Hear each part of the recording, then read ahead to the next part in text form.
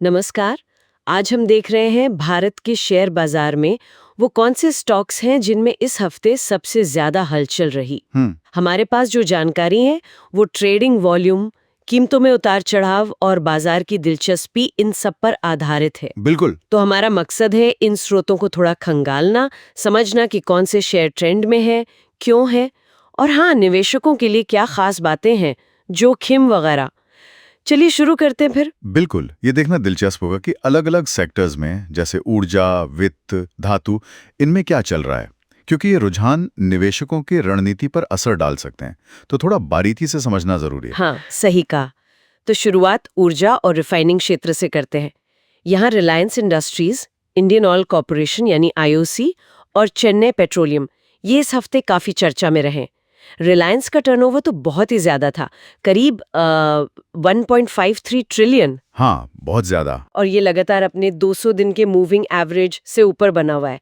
ये 200 दिन का मूविंग एवरेज ये क्यों इतना अहम माना जाता है? हाँ, देखिए, ये जो 200 दिन का मूविंग एवरेज है ना, ये लंबे समय के ट्रेंड का एक महत्वपूर्ण तकनीकी इंडिकेटर माना जाता है।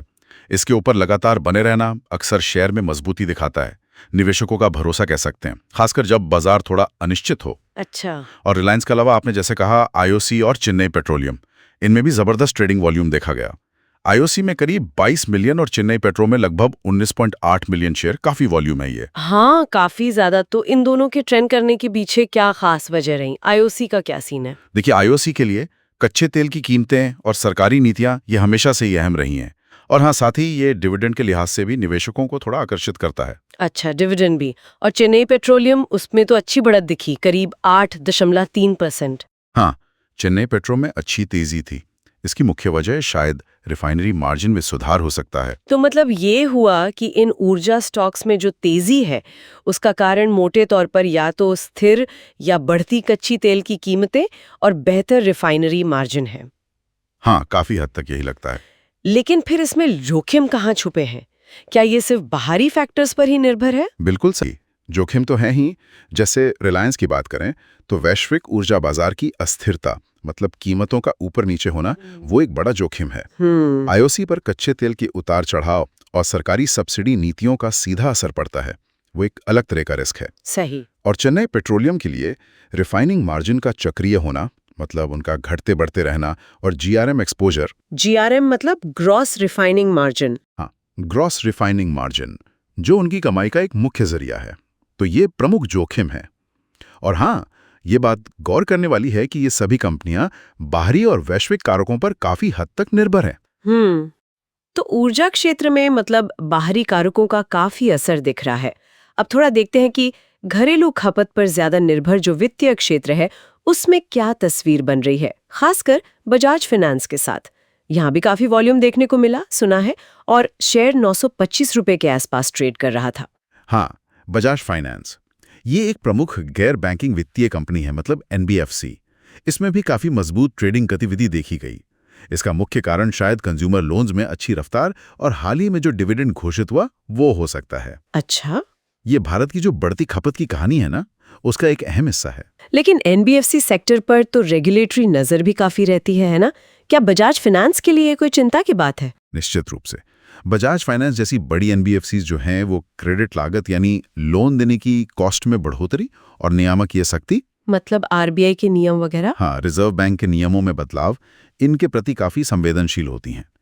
इसलिए आगे ये देखना महत्वपूर्ण होगा कि आरबीआई की नीतियां कैसे बदलती हैं और कंपनी की एसेट क्वालिटी, मतलब उनके लोन्स की गुणवत्ता कैसी रहती है। ग्रोथ तो है, पर इन जोखिमों का संतुलन बनाए रखना एक चुनौती है इनके लिए। तो बजाज फाइनेंस की कहानी एक तरह से रेगुलेशन और ग्रोथ के बीच संतुलन की है। अब कच्चे माल और वैश्विक मांग से जुड़े धातु क्षेत्र की ओर बढ़ते हैं। टाटा स्टील ये भी फोकस में रहा, ये भी सबसे ज्यादा ट्रेड होने वाले शेयरों में से एक था, सुना है। बिल्कुल, टाटा स्टील, इसमें करीब 22.9 मिलियन शेयरों का कारोबार हुआ, लगभग 163 रुपए के औसत मूल्य पर। और ये भी अपने महत्वपूर्ण मूविंग एवरेज के ऊपर बंद हुआ। अच्छा, इसे स्टील की कीमतों में जो हालिया सुधार हुआ है और घरेलू मांग में जो बढ़ोतरी है, उसका फायदा मिल रहा है। लेकिन धातु क्षेत्र तो वैश्विक अर्थव्यवस्था से बहुत ज्यादा जुड़ा होता है, तो यहाँ क्या जोखिम दिख रहे हैं? सही कहा आपने। मुख्य जोखिम है कच्चे माल, खासकर कुकिंग कोल, उनकी बढ़ती कीमतें, और दूसरा बड़ा जोखिम है वैश्विक मंदी की आशंका। अगर दुनिया भर में इकोनॉमिक एक्टिविटी सुस्त पड़ती है हाँ, तो स्टील की मांग और कीमतों पर दबाव आ सकता है। तो फिर ये सवाल उठता है कि क्या घरेलू मांग इन वैश्विक चिंताओं को पूरी तरह से बेअसर कर सकती है? ये संतुलन कैसे काम करेगा? यही सबसे बड़ा सवाल है मैडम। घरेलू मांग निश्चित रूप से एक सहारा है, एक कुशन है, लेकिन वैश्विक जोखिमों को पूरी तरह नजरअंदाज नहीं किया जा सकता।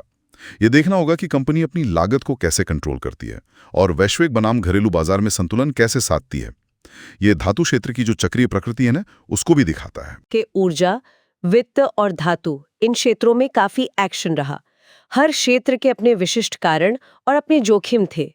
ऊर्जा में वैश्विक कीमतों का खेल, वित्त में घरेलू ग्रोथ और रेगुलेशन का संतुलन, और धातु में घरेलू मांग बनाम वैश्विक चिंताएं। बिल्कुल। आगे नजर रखने वाली मुख्य बातें होंगी वैश्विक तेल कीमतें, बैंकिंग और एनबीएफसी सेक्टर का स्वास्थ्य कैसा रहता है, स्टील की वैश्विक मांग और बेशक कंपनियों के आने वाले नतीजे।